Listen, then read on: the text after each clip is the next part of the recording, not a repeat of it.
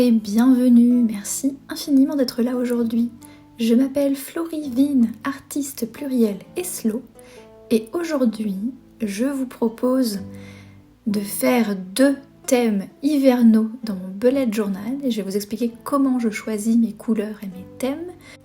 Le premier thème que je vous présente aujourd'hui a 2 couleurs principales qui sont un rouge foncé, un peu un rouge vin chaud si vous voulez, avec du gris anthracite.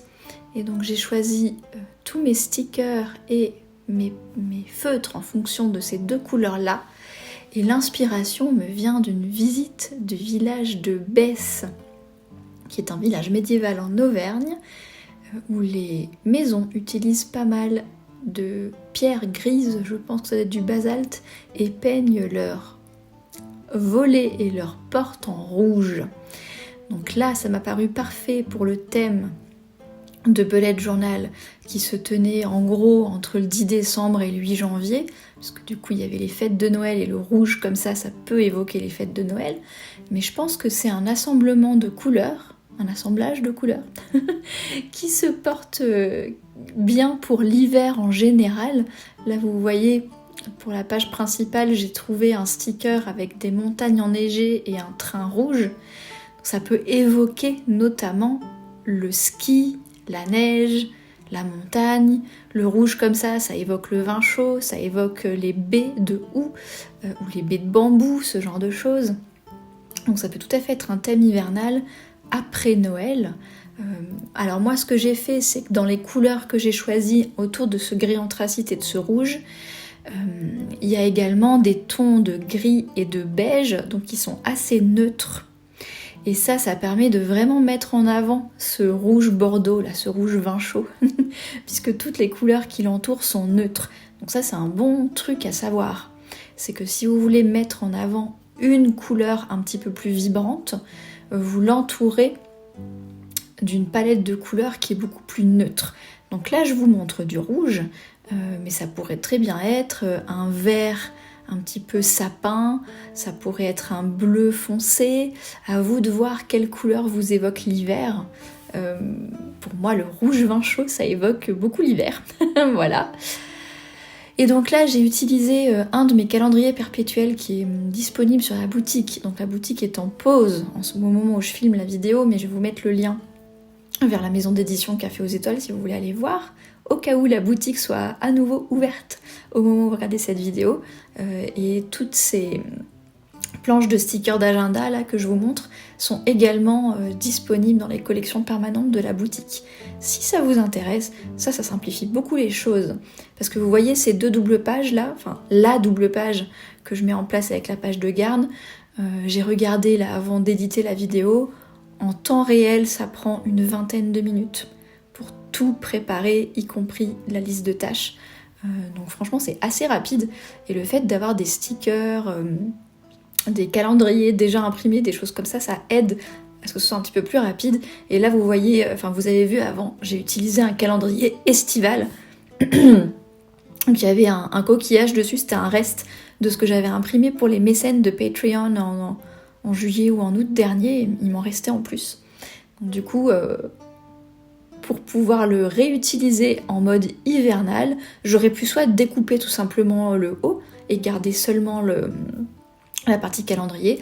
Là, j'ai gardé le haut et j'ai collé un sticker par-dessus l'impression de coquillage qui faisait pas très hivernal, vous voyez. Et ensuite, j'aime utiliser différentes papeteries créatives, comme là par exemple du scotch décoratif, également appelé washi tape, des planches de stickers, des feutres colorés, pour égayer un petit peu cette double page qui est celle que je vais le plus consulter au fil du mois, tout en restant dans mon thème de couleurs que j'apprécie. Alors si vous avez vu, j'avais fait une vidéo sur la base de papeterie que je rachèterais si d'aventure mon appartement venait à brûler. Je vais toucher du bois pour pas que ça arrive. Donc du coup j'ai assez de papeterie d'avance pour être en mesure de choisir mes thèmes de couleurs parmi ce que je possède déjà. Donc voilà les 2 doubles pages hivernales avec du rouge et du gris anthracite avec autour du beige pour mettre en avant le rouge. Mais ce que vous pouvez éventuellement faire si vous ne possédez pas beaucoup de papeterie créative à ce jour, c'est lorsque vous allez choisir une gamme de couleurs pour vos thèmes saisonniers, vous en profitez pour peut-être acheter un tout petit peu de papeterie créative qui correspond dans les thèmes et dans les couleurs à ce qui vous plaît, et comme ça vous vous créez une petite capsule au fur et à mesure. Le deuxième thème hivernal que j'ai créé donc du 14 janvier au 8 février, un truc du genre, je me suis inspirée de cette planche de stickers autour de Klimt, donc avec des couleurs foncées, mais où du coup il y en a pas mal de couleurs différentes. Donc ça c'est une autre manière de créer une palette de couleurs, c'est-à-dire qu'il y a du marron, du orange, il y a du bleu foncé, il y a du violet, il y a un vert profond, un vert sapin nordique un peu, et un jaune ocre un peu beige. Donc là il y a plein de couleurs différentes. Mais ce qui unifie la palette, c'est le fait que ce sont toutes des couleurs,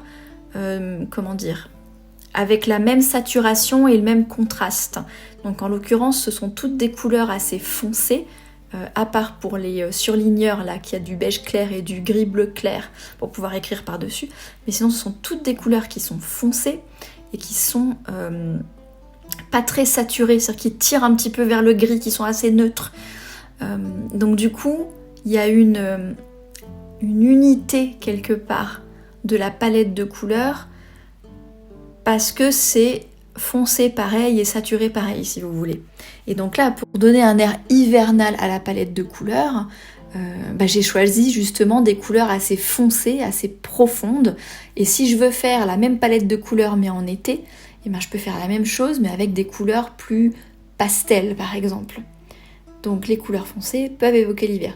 Et la deuxième chose que j'ai faite pour évoquer l'hiver avec ce thème, c'est d'utiliser dans la papeterie créative, donc les stickers, les choses comme ça, des sujets qui évoquent l'hiver. Comme là par exemple, j'ai réutilisé mon calendrier perpétuel automnal sur lequel il y avait une courge, et j'ai collé à la place un paysage de pins. Donc les pins, ce sont de sapins quoi, donc c'est des arbres qui perdent jamais leurs feuilles, et moi le vert sapin comme ça m'évoque l'hiver. Et après quelque chose d'un petit peu cocon, avec un carnet, avec une petite lampe, avec des couleurs chaudes, pareil, qui peuvent évoquer l'hiver. Donc voilà un deuxième exemple de palette de couleurs et de thèmes de papeterie hivernale, pour vous donner des idées, si vous le souhaitez, de thèmes de papeterie créative, de bullet journal ou de carnet qui évoquent l'hiver. J'espère que cette vidéo vous a plu. Je vous remercie de l'avoir regardée jusqu'au bout et je vous souhaite une belle journée, une belle soirée et à la prochaine!